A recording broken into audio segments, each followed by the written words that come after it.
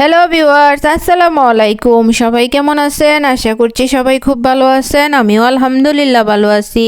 আজকে আমি রান্না করব সরিষা ইলিশ। আর এই সরিষা ইলিশটা টাটকা একদম ফ্রেশ ইলিশ মাছ দিয়ে রান্না করলে খেতে তো খুবই মজা লাগে। আমরা সবাই পছন্দ করে খাই। তো আমি এখানে দুই ধরনের সরিষা আমি একটু পাটায় বেটে নিছি। তারপরে এখানে আমি পেঁয়াজ আর কাঁচামরিচ সরিষাটা বেটে তারপরে পাটার মধ্যে সেটাও বেটে নিলাম। এখন আমি পাতিলে তেলটা গরম করে তারপরে আমি পেঁয়াজ আর কাঁচামরিচ বাটার মিশ্রণটা দিয়ে দিলাম, দিয়ে একটু নেড়ে চেড়ে মিশিয়ে দিচ্ছি। আর দেখেন কালারটা কত সুন্দর সবুজ আসছে। আর আমি এইভাবেই রান্না করি সব সময় সরিষা ইলিশ। আর কে কীভাবে রান্না করে আমি জানি না, তবে এইভাবে পেঁয়াজ আর কাঁচামরিচটা একটু বেটে তারপরে রান্না করলে খুবই মজা লাগে খেতে। তো আমি এটাকে একটু নেড়ে চেড়ে মিশিয়ে দিচ্ছি। 2-3 মিনিট আমি এটাকে নাড়ছি, নেড়ে তারপরে আমি সরিষা বাটাটা দিয়ে দিলাম। আর সরিষাটা আমি একটু মিহি করে বেটে নিছি। এখানে আমি লাল আর কালো দুই ধরনের সরিষাই নিছি, নিয়ে দুইটাই একদম ভালো মতো আমি বেটে নিছি। এখন আমি সরিষাটা দিয়ে দিলাম, তারপরে সরিষার বাটিটা ধুয়ে আমি সামান্য একটু পানি দিয়ে দিলাম। পানিটা দিয়ে সরিষাটা আমি খুব ভালো মতো নাড়তেছি। আর ঘন ঘন নাড়তে হবে, ঘন ঘন একটু নেড়ে তারপরে ভালো মতো মিশিয়ে এখন আমি পরিমাণ মতো লবণটা দিয়ে দিলাম। লবণটা দিয়ে আবারও একটু নেড়ে চেড়ে দিচ্ছি।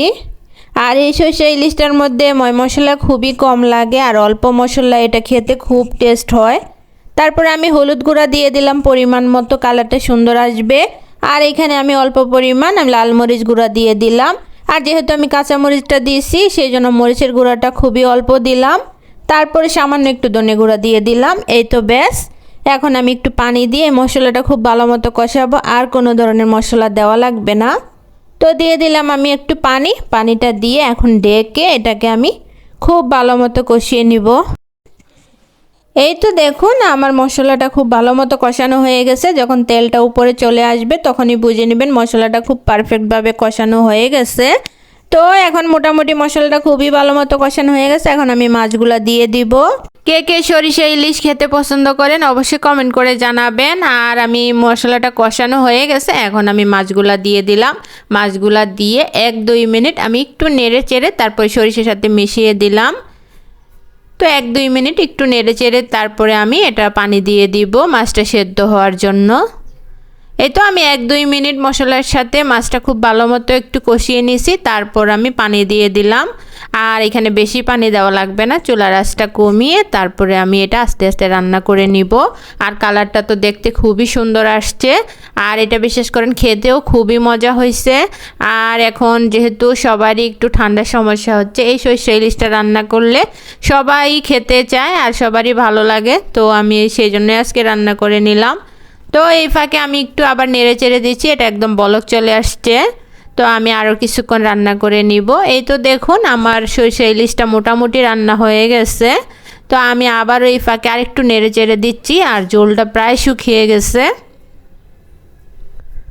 তো এই ফাঁকে আমি 4টা কাঁচামরিচ দিয়ে দিলাম। এই কাঁচামরিচগুলো আমি কাটি নাই, এমনি আস্তে আস্তে দিয়ে দিছি। যার যেটা ঝাল খেতে পছন্দ হয় সে এটা ভেঙে খেয়ে নেবে। তো মরিচগুলো দিয়ে দিছি, আর 2-3 মিনিট আমি চুলায় রাখবো, তারপরে আমার রান্নাটা একদম কমপ্লিট হয়ে যাবে। এই তো দেখুন আমার সরিষা ইলিশটা রান্না হয়ে গেছে। তো এখন আমি এটা নামিয়ে নিব। আর বিশ্বাস করেন এটা খেতে কিন্তু খুবই মজা হয়েছে, আপনারাও ট্রাই করবেন বাসায়। আর আজকের ভিডিওটি কেমন লেগেছে অবশ্যই জানাবেন। ভিডিওটি কোথাও একটু হলেও ভালো লাগলে একটা লাইক দিয়ে দিবেন। আর আমার ফেসবুক পেজটি ফলো করে আমার পাশে থাকবেন। সবাই ভালো থাকবেন, সুস্থ থাকবেন। আল্লাহ হাফেজ, আসসালামু আলাইকুম।